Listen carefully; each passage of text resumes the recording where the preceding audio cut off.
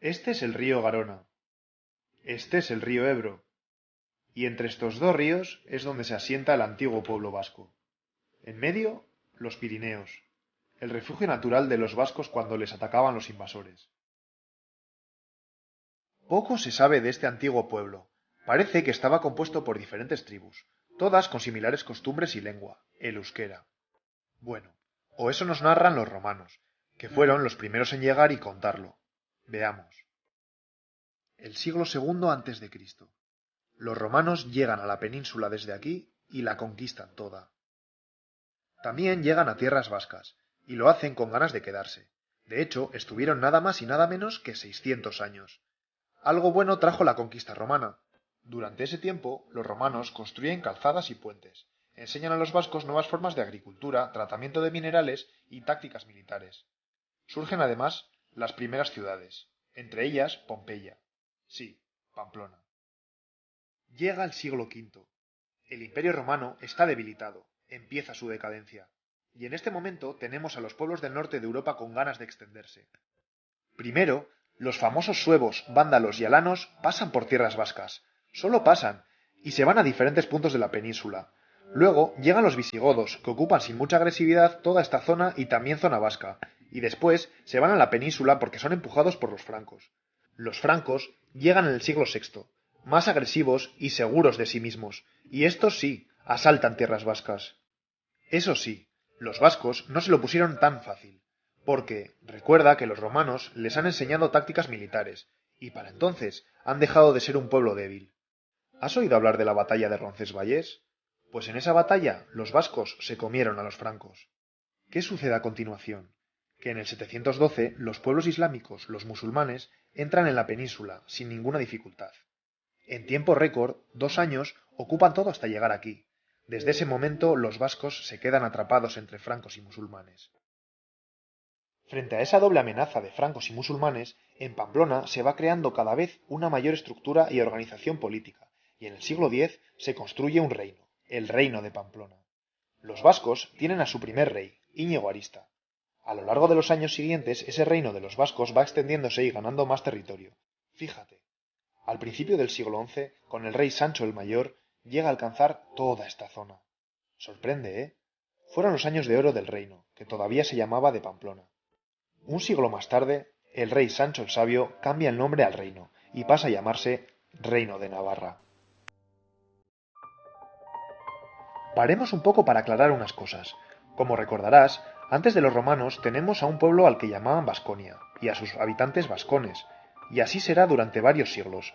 Pero progresivamente se irá utilizando nombres diferentes para los distintos grupos que existen dentro del territorio.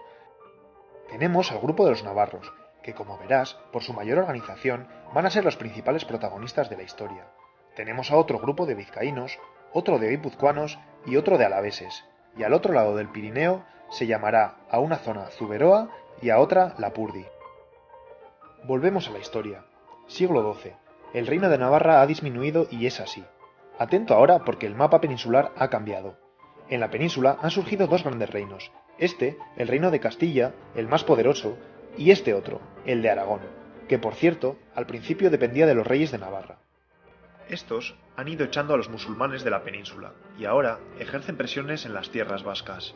Y entonces el reino de Navarra empieza a perder fuelle.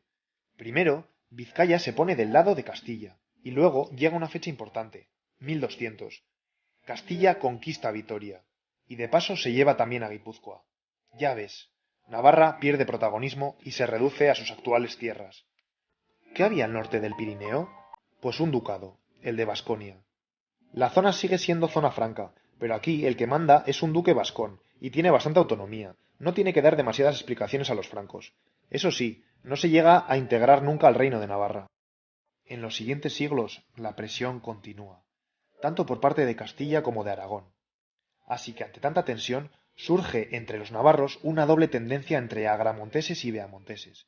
Verás, los llamados agramonteses optan por mantenerse bajo la monarquía navarra. Los beamonteses, al contrario, prefieren pasar a la monarquía castellana. Y de esa forma se llega al siglo XV.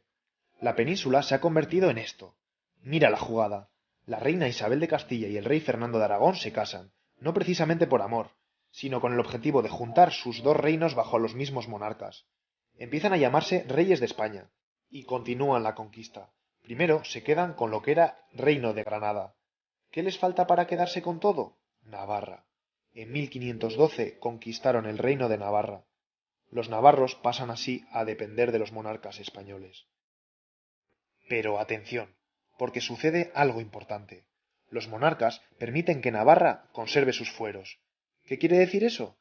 Pues que siguen teniendo una fuerte autonomía, lo que supone que pueden seguir prácticamente gobernándose a sí misma. Y así seguirán los años siguientes. Eso sí, muchos vizcaínos, alaveses, guipuzcoanos y navarros se aprovechan de la situación, y como ahora están bajo la monarquía española, pueden participar de sus políticas, así que muchos de ellos se unen a las ganas de conquistar mundo y se embarcan a hacer las Américas. Por eso podemos encontrar tanto apellido vasco al otro lado del océano. Sigue la historia. Año 1700. ¿Te suena la Guerra de Sucesión Española? Ocurrió entonces. Te cuento. El rey de España de ese momento, Carlos II, muere sin hijos. Así que está en juego quién será el siguiente rey. Ahora tenemos a dos potencias europeas. Por un lado está Francia, con la dinastía Borbón reinando, y por otro lado Austria, con el archiduque Carlos, interesados en colocar en el trono español a alguien de su familia y así poder ganar más poder. ¿Consecuencia? Llevan sus tropas a la península y estalla la guerra entre ellos, más o menos de esta manera. Guipuzcoanos, navarros, alaveses y vizcaínos se posicionan a favor de los Borbones, luchan en su bando y les sale bien, pues los austriacos terminan retirándose y Felipe de Borbón se hace con la corona. Este quita los fueros a todos los territorios de la península menos a los 4 territorios vascos, como agradecimiento a su apoyo. Y acuérdate que tener fueros significa tener mayor autonomía y autogobierno. A finales del siglo XVIII comienza una época terrible para el pueblo vasco. Veamos qué ocurrió. Por un lado, se produce la Revolución Francesa y se impone la igualdad social para todos en Francia. Todos los franceses son iguales. ¿Qué significa eso? Pues entre otras cosas, no se acepta que los vascos no se consideren a sí mismos franceses. Te lo he dicho, todos deben ser iguales. Desde París mandan a tierras vascas el ejército y arrastran a miles de sus habitantes hacia el norte. Muchos vascos mueren mientras los empujan en condiciones inhumanas. A partir de entonces, la zona vasca pierde toda su autonomía. Acuérdate del ducado y pasa a depender totalmente de París. En la zona sur, mientras tanto, siguen reinando los Borbones, pero ahora estos son muy centralistas. Es decir, todo se debe decidir desde aquí. Y por tanto, cada vez les hace menos gracia eso de que los alaveses, vizcaínos, navarros y guipuzcoanos conserven sus fueros. Y ya ves, otra vez estamos con los fueros. Así que ejercen fuertes presiones para eliminarlos. Esas presiones provocan las famosas guerras carlistas. Has oído hablar de ellas, ¿no? Paramos otra vez. Fernando VII muere y se disputa el trono entre su hija Isabel, una niña de 2 años, y su tío don Carlos. Este se muestra más dispuesto a mantener los fueros, así que los 4 territorios, como puedes imaginar, se ponen de su lado. Esto provoca 2 guerras civiles, las guerras carlistas. Bueno, fueron 3, pero la segunda no ocurre en tierras vascas. Enfrentados Borbones y carlistas. ¿Quiénes pierden? Los carlistas. ¿Qué pasa? Pues que como castigo, los 3 territorios de aquí pierden sus fueros definitivamente, y al reino de Navarra le quitan su nombre convirtiéndose en una provincia más, Navarra, sin reino por delante. Los 4 territorios vascos de la península quedan integrados en España, como 4 provincias dependientes de Madrid, el mapa actual. Como ves, ahora más que nunca el pueblo vasco pierde su capacidad de autogobierno. Esta zona dependerá de París y esta de Madrid. Los vascos han perdido sus guerras pero siguen con ganas de defender sus derechos y su identidad. En Navarra se crea todo un movimiento intelectual y popular a favor de la idiosincrasia vasca. Y en Vizcaya aparece Sabino Arana, que empieza a hablar de independencia, ya no solo de fueros. Funda el PNV, crea la Ikurriña y acuña el nombre de Euskadi. Este nombre se utilizará posteriormente para referirse únicamente a Guipúzcoa, Vizcaya y Álava. Este impulso nacionalista, sin embargo, no crece por 2 motivos. Por un lado, el mundo está en guerra, la Primera Guerra Mundial. Esta guerra quita protagonismo al movimiento nacionalista. Por otro lado, en España viene un periodo de 2 dictaduras, la de Primo de Rivera y la de Franco.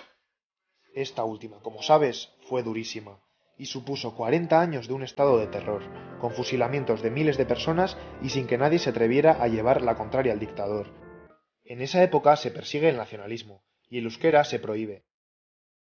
Solo un grupo de estudiantes se moviliza contra Franco, y así, en 1959, surge ETA. Al principio, ETA solo hace propaganda y movilizaciones. Busca la independencia del País Vasco. En la década de los 60 empieza su lucha armada y continúa atentando en la transición española. y también durante la democracia. Y así se va evidenciando cada vez más el conflicto vasco. La sociedad vasca está cada vez más dividida entre los más afines a ETA y quienes la rechazan. En 2011, ETA abandona las armas y comienza un periodo de confrontación exclusivamente político entre diferentes partidos e ideologías. Hemos llegado a la actualidad.